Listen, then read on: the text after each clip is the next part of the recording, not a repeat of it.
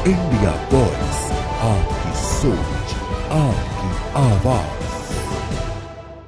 बेहद स्वागत आप सभी का। मैं आपके साथ हूं अब्दुल नबी हसन। खबर झारखंड देखना शुरू कर चुके हैं आप। बुलेटिन की करते हैं शुरुआत।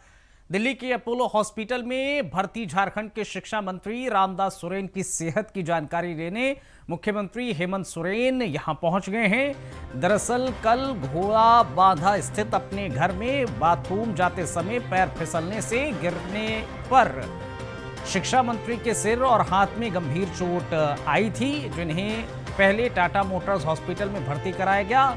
उनकी हालत गंभीर देख उन्हें एयरलिफ्ट कर दिल्ली अपोलो हॉस्पिटल में शिफ्ट किया गया। स्वास्थ्य मंत्री इरफान अंसारी सहित कई अन्य अधिकारी भी उन्हें देखने दिल्ली पहुंचे। मुख्यमंत्री ने डॉक्टर से बात कर उनकी सेहत का हाल जाना है और जल्द ही स्वस्थ होने की कामना की है।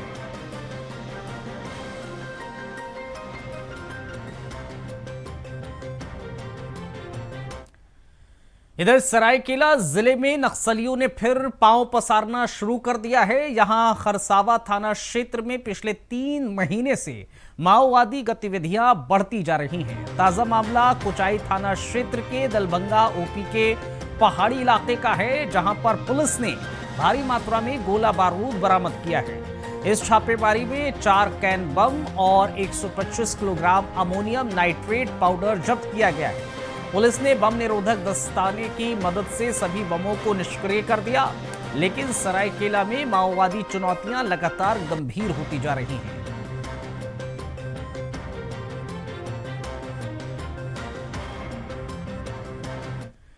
रांची के बुड्डू अनुमंडल क्षेत्र में भाकपा माओवादी संगठन के जरिए 3 अगस्त को बुलाए गए बंद का आंशिक असर देखा गया। बाजार पूरी तरह से बंद रहे और सन्नाटा पसरा रहा।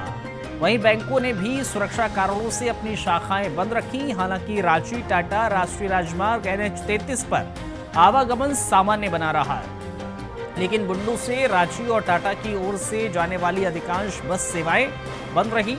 ये बंद माओवादियों के शीर्ष नेताओं की सुरक्षा बलों से मुठभेड़ में हुई मौत के विरोध में किया गया है। प्रशासन ने इस स्थिति पर कड़ी नजर बनाए रखी है और शांति व्यवस्था सुनिश्चित करने में जुटा हुआ है।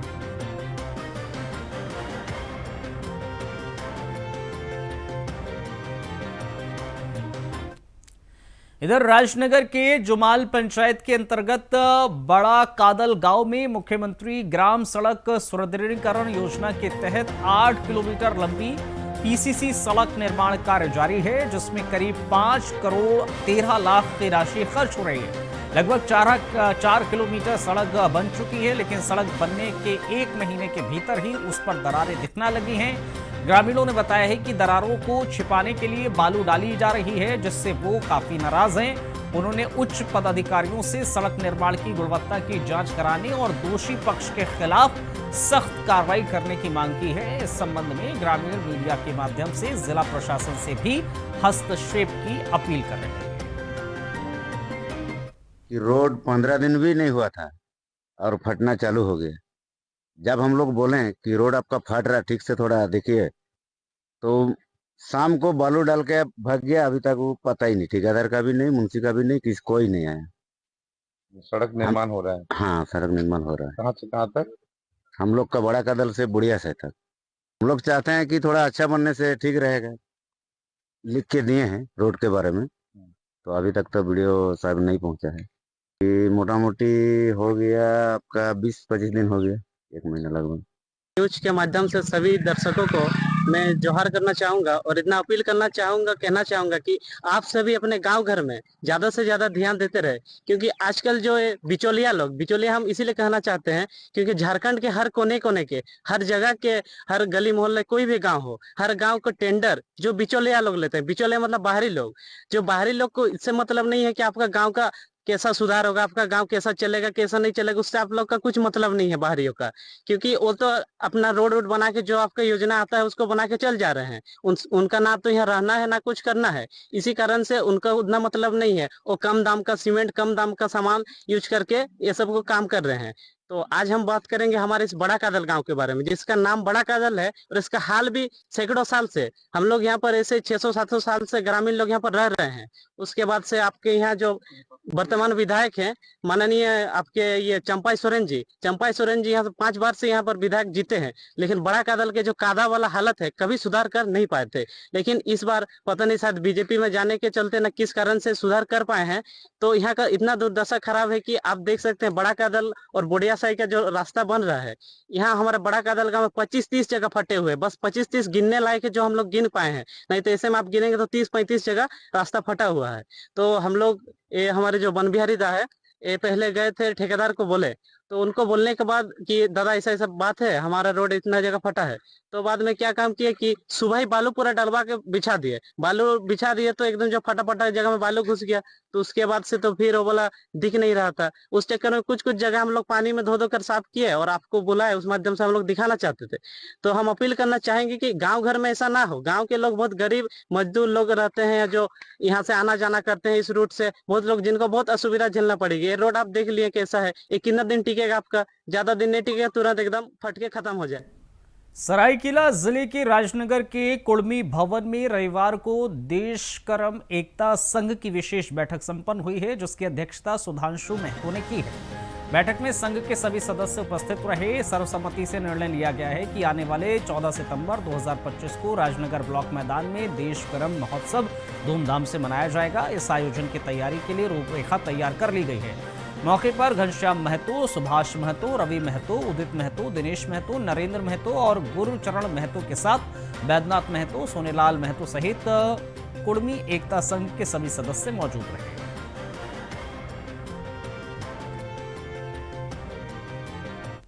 करम अखाड़ा समिति की ओर से आपके तमाम दर्शकों को हार्दिक जोहार करता हूं। हर वर्ष की भांति इस वर्ष भी हम लोग का करम महोत्सव जो कि प्रखंड कार्यालय के समक्ष जो मैदान है उसमें मनाया जाएगा। और ये आज का बैठक हम लोग इसलिए रखे थे, उसका तिथि निर्धारण और कैसे उसका संचालन समिति का गठन किया जाए। तो हम लोग का तिथि निर्धारण अभी हो चुका है। 14 सितंबर 2025 को हम लोग का ब्लॉक मैदान में करम पर्व महोत्सव मनाया जाएगा। और उसमें से जैसे हम लोग का तमाम प्रखंडवासी, जिलावासी या नजदीकी जो जिला है उनके तमाम जो गणमान्य व्यक्ति को हम लोग आमंत्रित करेंगे और बड़ी धूमधाम से हम लोग करम महोत्सव मनाएंगे। कितना संख्या की उम्मीद बनी? हम लोग का जैसे हर वर्ष हम लोग करम पर्व मनाते आए हैं तो लगभग 50,000 से ऊपर ही दर्शक आते हैं। ये तो हम लोग गणना नहीं की है, लेकिन 50, 60, 70 भी हम लोग का दर्शक आ जाते हैं। अगर मौसम सही रहा तो हम लोग का दर्शक 70 से भी ऊपर आ जाते हैं। कोल्हान से ही या फिर और भी अदर? नहीं, ये कोल्हान की ही ये बात नहीं है। ये हमारे जो नजदीक राज्य है उड़ीसा से भी काफी दर्शक आते हैं, समाज के लोग भी आते हैं। साथ ही हमारा रांची डिस्ट्रिक्ट हुआ या अगल बगल जितने डिस्ट्रिक्ट हैं सभी डिस्ट्रिक्ट के लोग हमारे यहाँ पर्व में उपस्थित होते हैं और आनंदमय वातावरण में मनाया जाता है। झारखंड के पाकुड़ जिले में खनन चेक नाकों पर रोजाना करोड़ों की अवैध वसूली का मामला सामने आया है, जहां पर खाकी जिला प्रशासन और खनन विभाग की मिलीभगत से माफिया खुलेआम अपना साम्राज्य कायम किए हुए हैं। कसीला, भगत सिंह, चांदपुर और कुसमा फाटक जैसे चेकपोस्ट से सैकड़ों ओवरलोड ट्रक बिना रोक टोक गुजरते हैं और फर्जी चालान के सहारे ये काला कारोबार जारी है। सूत्रों के मुताबिक नाका चौकीदार इस पूरे खेल का मुख्य सूत्रधार है, जो माफियाओं के साथ मिलकर अवैध वसूली करता है, जबकि जिम्मेदार अधिकारी और पुलिस तमाशबीन बनकर देखते रहते हैं। इस पूरे घपले की जांच और सख्त कार्रवाई की आवश्यकता है। किसी भी परिस्थिति में वो स्वीकार नहीं होगा। एज पर नॉर्थ जो गाड़ी होती है उस गाड़ी का जितना उनपे लोड होना चाहिए उतना ही लोड होगा। अगर ओवरलोडिंग चलेंगे तो हमारा एनडीएफ के तहत फाइन का प्रावधान है, उनको फाइन, जो गाड़ियां चली है उनकी रोकी जाएगी, उनको पनिशमेंट दिया जाएगा। As per north as per प्रावधान उनके विरुद्ध कार्रवाई की जाएगी और आपको अच्छा देखने को जरूर मिलेगा। जमशेदपुर के बिष्टुपुर थाना क्षेत्र के डेगनल रोड पर 5 भवन के एक मकान में 10 जुलाई की रात को चोरी की बड़ी वारदात हुई, जिसमें लगभग 15 लाख रुपए के स्वर्ण आभूषण और गहने चोरी हो गए। पुलिस ने इस गंभीर मामले में 5 आरोपियों को गिरफ्तार किया है, जिसमें से 3 पेशेवर अपराधी भी शामिल हैं, जो पहले लूट, हत्या और रंगदारी जैसे मामलों में जेल जा चुके हैं। गिरफ्तार आरोपियों के पास से चोरी का माल और मोबाइल बरामद किए गए हैं। एसएसपी पीयूष पांडे ने कहा है कि आरोपियों के खिलाफ सख्त कार्रवाई की जा रही है और जांच जारी है।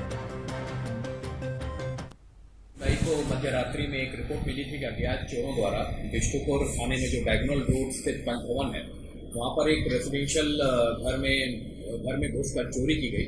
वहाँ पर कई आभूषणों की चोरी हुई थी। तो इस संबंध में जो घर के मालिक थे, उनके द्वारा लिखित प्रतिवेदन पर एफआईआर रजिस्टर किया और घटना की गंभीरता को देखते हुए एसपी सिटी की मॉनिटरिंग में एक स्पेशल इन्वेस्टिगेशन टीम बनाई गई, जिसको डीएसपी सीसीआर लीड कर रहे थे। तो इस कांड में अनुसंधान करते हुए और लगातार छापामारी करते हुए कुल 5 लोगों को गिरफ्तार किया गया है। इसमें से 3 लोगों की पुरानी क्रिमिनल हिस्ट्री है। अमन है एक, जिसके विरुद्ध लगभग 10 कांड हम लोग को अभी तक मिले हैं। लल्ला और अंडा के विरुद्ध हम लोग 2 कांड मिले हैं और एक रजनीश लाल के विरुद्ध हम लोग को 1 कांड मिला है। जो ये रजनीश लाल है, इसकी मानगो में एक गोल्ड की शॉप है, जहाँ पर ये चोरी के हुए सामान को खपाता था, उसको वहां पर खपा के फिर वो बेच देता था। फाइनली इनसे पूछताछ के दौरान हम लोगों को कई चीजों की रिकवरी भी हुई, जिसमें चांदी के सिक्के कुल 15 पीस मिले, सोने की टूटी हुई चूड़ियां मिली कुल 3 पीस, जिसका वजन लगभग 16.3 ग्राम था। चोरी के आभूषण को जो उन्होंने बेचा था, उसमें लगभग 31,500 रुपए नगद की रिकवरी भी हुई है और 5 मोबाइल फोन हम लोग को रिकवर हुआ है। तो इसमें जितने भी लोग शामिल थे, उन सभी को गिरफ्तार कर लिया गया है। फर्दर रिकवरी के लिए हम लोग और इन्वेस्टिगेशन और छापामारी कर रहे हैं। उस समय क्या घर में कोई थे या नहीं? घर में थे। जब ये चोरी हुई तो घर में जो लोग थे उनके द्वारा इसकी बात की पुष्टि की गई थी। चोरी की घटना कैसे थी? जो उनका ऊपर का कहीं कोई दरवाजा है, वहां का कोई स्लाइड है जो खुली रह गई थी, उसी के थ्रू ही अंदर घुसे थे। और बेसिकली ये ज्वेलरी चोरी नहीं करते थे, ये कुछ इलेक्ट्रॉनिक के पार्ट्स वगैरह चोरी किया करते थे। और इनको कहीं से चाबी मिल गई अलमीरा की, और अलमीरा की चाबी खोल के उसमें जब देखा तो उसमें आभूषण मिले। कैश कितना चुराया था? कैश नहीं चुराया था, बेसिकली आभूषण चुराए थे। उन आभूषणों को बेच के उन्होंने कैश में कन्वर्ट किया। इसमें बेचा था आभूषण? ये टोटल अभी और इन्वेस्टिगेशन हम लोग करेंगे तब पता चलेगा। 31,500 रुपए की रिकवरी हुई है। कुछ हम लोग को ज्वेलरी वगैरह भी मिली है ये रजनीश लाल के पास से। भोजपुरी अभिनेता और दिल्ली से भारतीय जनता पार्टी के सांसद मनोज तिवारी एक बार फिर बाबा बैद्यनाथ के दर्शन के लिए कच्ची कावड़ियां पथ से बाबा धाम देवघर की यात्रा पर निकले हैं। कंधे पर कावड़ उठाए भगवा वस्त्रों में मनोज तिवारी अपने सहयोगी और अंग रक्षकों के साथ यात्रा पर हैं। कांवड़ियों पथ से बिहार के रास्ते झारखंड पहुंचे सांसद मनोज तिवारी का साथ देने गोड्डा सांसद निशिकांत दुबे भी पहुंचे। दोनों सांसद बाबा मंदिर की ओर पैदल बढ़ चले। कांवड़ यात्रा के दौरान मनोज तिवारी ने कहा कि देश की खुशहाली हो, सेना का शौर्य बढ़े, पीएम नरेंद्र मोदी की सेवा करने और शक्ति मिले, इसी संकल्प के साथ यात्रा शुरू की है। वहीं पैदल कांवड़ यात्रा में मनोज तिवारी का साथ दे रहे हैं गोड्डा से सांसद निशिकांत दुबे ने मनोज तिवारी के संकल्प और उद्देश्य पर एक साथ कार्य कर धरातल पर उतारने की बात की। छोटे भाई हैं, हम तो आए ही है ना, इनको रिसीव किया हमने 15 किलोमीटर दूर। हमारे लिए सौभाग्य है देवघर आए। आप जहाँ खड़े हैं अभी यहाँ प्रवेश किया है इन्होंने देवघर की सीमा में, और ये दोनों काम हम दोनों भाई मिलकर। झारखंड के चतरा जिले के प्रतापपुर प्रखंड के कुबा गांव में सड़क न होने की वजह से एक आदिवासी पिता को अपने 8 साल के मासूम बेटे के शव को कंधे पर उठाकर कई किलोमीटर जंगल और पगडंडी और पथरीले रास्तों से गुजरते हुए पोस्टमार्टम के लिए अस्पताल तक पहुंचाना पड़ा। ये दर्दनाक तस्वीरें आज़ादी के 79 स्वतंत्रता दिवस के मौके पर विकास की असलियत को बेखौफ उजागर करती हैं। गांव में पुल पुलिया जैसी बुनियादी सुविधाओं का अभाव है और प्रशासन की चुप्पी इस पीड़ा को और गहरा कर रही है। ग्रामीणों का कहना है कि चुनाव के समय सरकारी लोग आते हैं लेकिन बाद में कोई देखभाल नहीं होती। करोड़ों रुपए खर्च होने के बावजूद ऐसे कई गांव सड़क जैसी मूलभूत सुविधाओं से वंचित हैं, जो विकास की कथित तस्वीर पर सवाल भी उठाते हैं। हुआ गांव के लिए रोड नहीं है, ये कई गांवों से जुड़ा हुआ एक रोड है, जैसे गज्झड़ हो गया, दिकंडी हो गया, बामी हो गया, शिकारपुर हो गया। और आए दिन कुछ दिन पूर्व ही एक भूपुन यादव के पत्नी और नदी में बह करके मृत्यु हो गया। ये भी दिन प्रतिदिन आए दिन जो है घटना बढ़ते जा रहा है। लेकिन इस पर किसी तरह का कोई संज्ञान नहीं लिया जा रहा है। मैं चाहता हूं कि ये अविलंब रोड और पुल का निर्माण हो, ताकि यहाँ जो आए दिन घटना हो रहा है उस पर रोक लगाया जाए। इससे आदिम जनजाति, गरीब, बैगा बिरहोर भी यहाँ पे रहते हैं, उनका भी सुविधा मिल सके, ताकि अपने मुख्यालय तक के अभी तत्काल अभी यहाँ देखा जाए कि प्रशासन का गाड़ी यहाँ मेन रोड पर रुका हुआ है, इसका रास्ता नहीं है, इसके वजह से प्रशासन का गाड़ी जो है इस रोड पर रुका हुआ है। सरायकेला के आदित्यपुर स्थित मां भगवती कम्युनिटी हॉल में रविवार को स्वर्गीय प्रवीण सिंह की स्मृति में मेघा रक्तदान शिविर आयोजित किया गया। इसमें सुबह से ही लोगों की भारी भीड़ जुटी रही। पूर्व मुख्यमंत्री और पूर्व राज्यपाल रघुवर दास मुख्य अतिथि के रूप में उपस्थित रहे, जिन्होंने फीता काटकर गुब्बारा उड़ाकर शिविर का उद्घाटन किया और रक्तदाताओं का उत्साहवर्धन भी किया। उन्होंने रक्तदान को एक यज्ञ बताते हुए सेवा का यही मूल मंत्र दिया, जिससे समाज और राष्ट्र की प्रगति होती है। साथ ही नशा मुक्ति की भी अपील की है। प्रवीण सिंह स्मृति सेवा संस्था के संरक्षण और पूर्व विधायक अरविंदर सिंह उर्फ मलखान सिंह ने कहा है कि रक्तदान सबसे बड़ा दान है और कोरोना काल में इसकी अहमियत और बढ़ गई।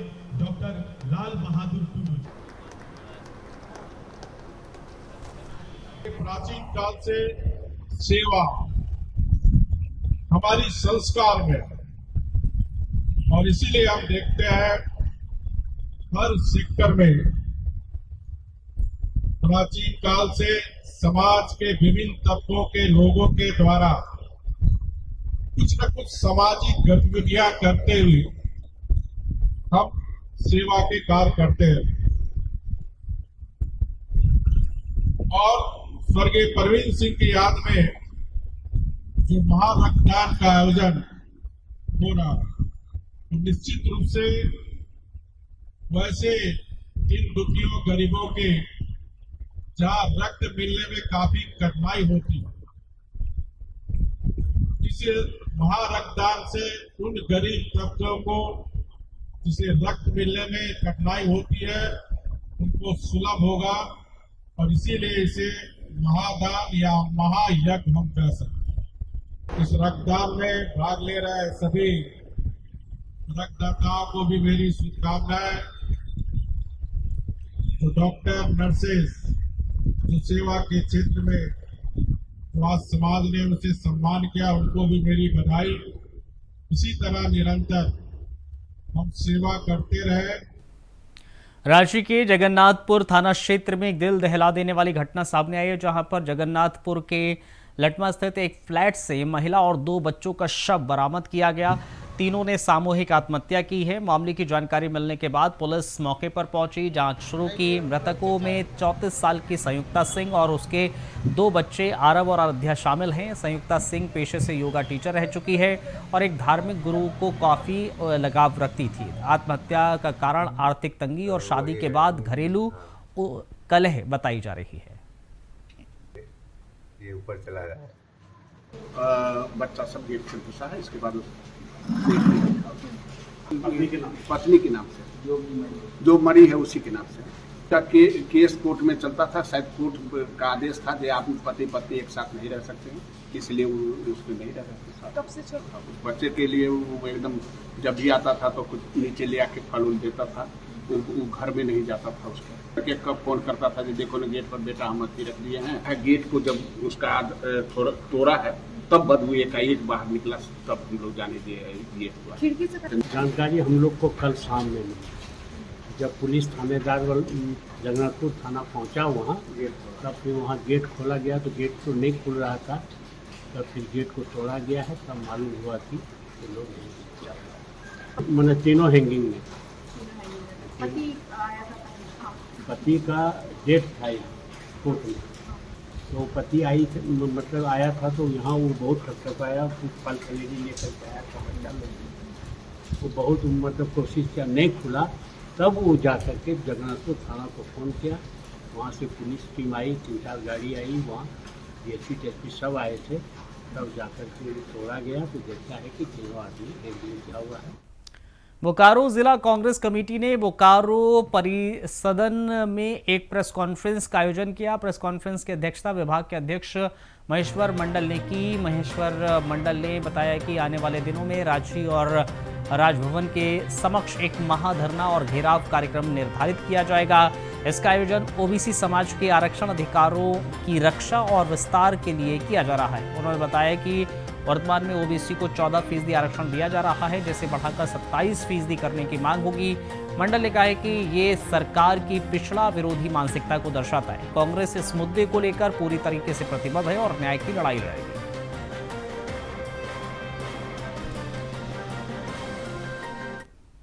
हम लोग रांची में राजभवन का घेराव है, जो ओबीसी का 27% झारखंड में लागू करवाने के लिए और 50% का जो कैप है उसको तोड़कर और हम सामाजिक न्याय के आधार पर ओबीसी को आरक्षण देने के लिए हम लोग मांग रखने के लिए राजभवन का घेराव करने जा रहे हैं, जिसके लिए आज बैठक किया गया है कि उस कार्यक्रम को सफल बनाने के लिए ज़्यादा से ज़्यादा लोग हम लोग वहाँ जाके और धरना में बैठे और अपनी बात को ऊपर तक पहुँचाने का काम करेंगे, जिससे कि ओबीसी का जनता का जो भी हम लोग का 27% का लाभ ले सके। और हम लोग आवेदन आज प्रेस के माध्यम से जितने भी संगठन, जितना भी सामाजिक संस्था है, उन लोग से निवेदन करेंगे कि ज़्यादा से ज़्यादा लोग ओबीसी का माने राजभवन का घेराव जो करने जा रहे हैं उसमें भाग लेकर कार्यक्रम को सफल बनाए और सभी लोगों से बोकारो के जितना भी ओबीसी वर्ग के लोग हैं उनको रांची चलने के लिए आज हम लोग इस माध्यम से अब निवेदन करने के लिए आह्वान कर रहे हैं। बोकारो के बांसगोड़ा में एक व्यक्ति की देर रात गोली मारकर नकाबपोश अपराधियों ने हत्या कर दी। मृतक की पहचान मंटू दास के रूप में हुई है। दरअसल जुए के अड्डे पर आए नकाबपोश अपराधियों ने उस समय हमला कर दिया जब देर रात लोग जुआ खेल रहे थे। घटना के बाद मौके पर पहुंची पुलिस ने मामले की तफ्तीश शुरू कर दी है। जानकारी के मुताबिक लूटपाट का विरोध करने पर अपराधियों ने एक को गोली मार दी। हथियार बंद 4 की संख्या में पहुंचे नकाबपोश अपराधियों ने जुआ खेल रहे लगभग दर्जन लोगों को कब्जे में लेकर लूटपाट की। पुलिस ने शव को मोर्चे में भिजवा दिया।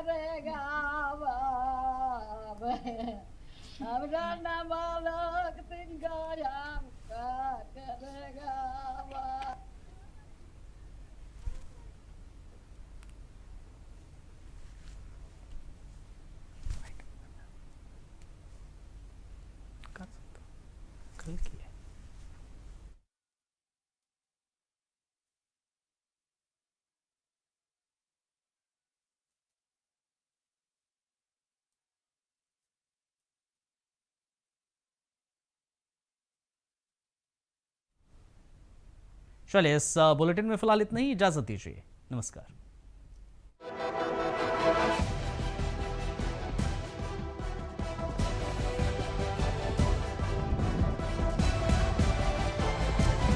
इंडिया वॉइस, आपकी सोच, आपकी आवाज।